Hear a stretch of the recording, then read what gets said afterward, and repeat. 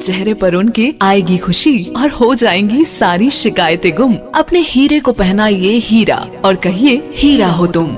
हीरे के गहनों की कीमत पर पाइए 20% तक की छूट। आज ही विजिट करें Tanishq jewellers, India motor circle, Ajmer, शिवते लागू। चुनावों को देखते हुए आज हमने जिला कलेक्टर महोदय को ज्ञापन दिया है। जो सबसे बड़ा कॉलेज है GCA कॉलेज, वहाँ जो चुनाव है वो पारदर्शिता से नहीं हो रहे।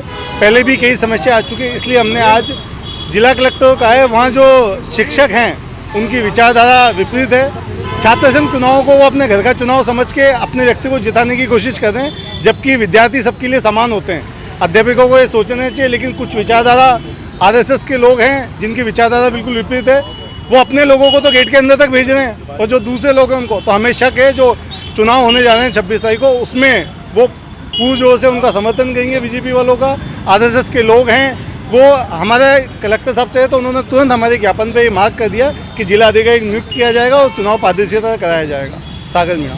आज भारतीय राज्य छात्र संगठन ने कलेक्टर मोदी जी को ज्ञापन दिया है कि जो सभी विश्वविद्यालय और महाविद्यालय में अभी चुनाव की प्रक्रिया चालू और 26 तारीख को चुनाव होने हैं, तो हम लोग मैं महाविद्यालय अजमेर से, राजकीय महाविद्यालय अजमेर से NSA का कैंडिडेट प्रत्याशी हूँ। कुछ ऐसे लेक्चरर हैं जो बीजेपी की और संघ की मानसिकता रखते हैं, तो हमने उनके लिए एक अपील की कलेक्टर साहब से कि प्रशासनिक किसी अधिकारी के देख रेख में चुनाव सफल हो और मतगणना के जिस दिन मतगणना होगी उस दिन में प्रशासनिक पदाधिकारी के देख रेख में मतगणना हो। और हमने साहब से यही अपील करी है कि किसी प्रशासनिक अधिकारी के देख रेख में पूरा जो है चुनाव वो सफलतापूर्वक पूर्ण।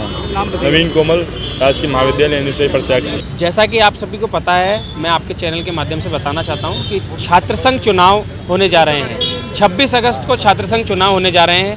राजकीय महाविद्यालय सम्राट पृथ्वीराज चौहान, जो कि अजमेर शहर का सबसे बड़ा महाविद्यालय है, इस महाविद्यालय में छात्र संघ चुनाव होने हैं। मैं आपको बताना चाहता हूँ कि कुछ मानसिकता के लोग, जो भाजपा मानसिकता के लोग हैं, RSS के लोग हैं, वो यहाँ पर लेक्चरर्स हैं। कुछ लेक्चरर्स नाजायज़ तरीके से NSUI संगठन के प्रत्याशियों को परेशान कर रहे हैं और कहीं ना कहीं आप देखिए संघ की विचारधारा से जुड़े हुए लोग NSUI को हराने की पुरजोर कोशिश कर रहे हैं, जबकि ये विद्या का मंदिर है, ये छात्र संघ का चुनाव है।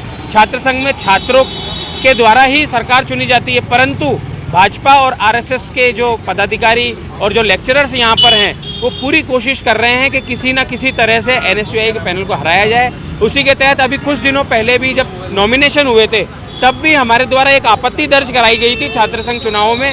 उस आपत्ति को भी बिना जांच कमेटी के सामने रखे हुए, चूँकि लिंगदो समिति की सिफारिशें के द्वारा ही चुनाव होते हैं, उन लिंगदो समिति की सिफारिशों को ताक पर रखकर संघ के विचारधारा के जो लेक्चरर्स हैं वो नाजायज परेशान कर रहे हैं। उनके खिलाफ हमने ज्ञापन दिया है और कलेक्टर साहब से ये मांग की है कि कलेक्टर साहब के आदेश से एक कार्यपाल कलेक्टर की वहाँ पर नियुक्ति की जाए, मजिस्ट्रेट नियुक्त किया जाए, जिसकी देखरेख में ये पूरा छात्र संघ चुनाव कराया जाए और बिना निष्पक्ष कार्रवाई करते हुए इसकी चुनाव प्रक्रिया संपूर्ण कराई जाए।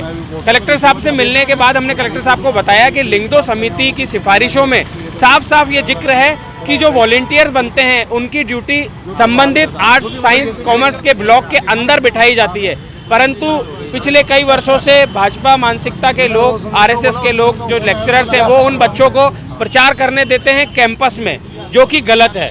इसलिए हमने आज ये मांग करी है कि जो कैंपस के अंदर जो वॉलेंटियर बने वो अपने अपने रूम में बैठे रहें, जिससे चुनाव निष्पक्ष रूप से संपन्न हो सके। ईश्वर राजौरिया, पूर्व प्रदेश सचिव NSUI।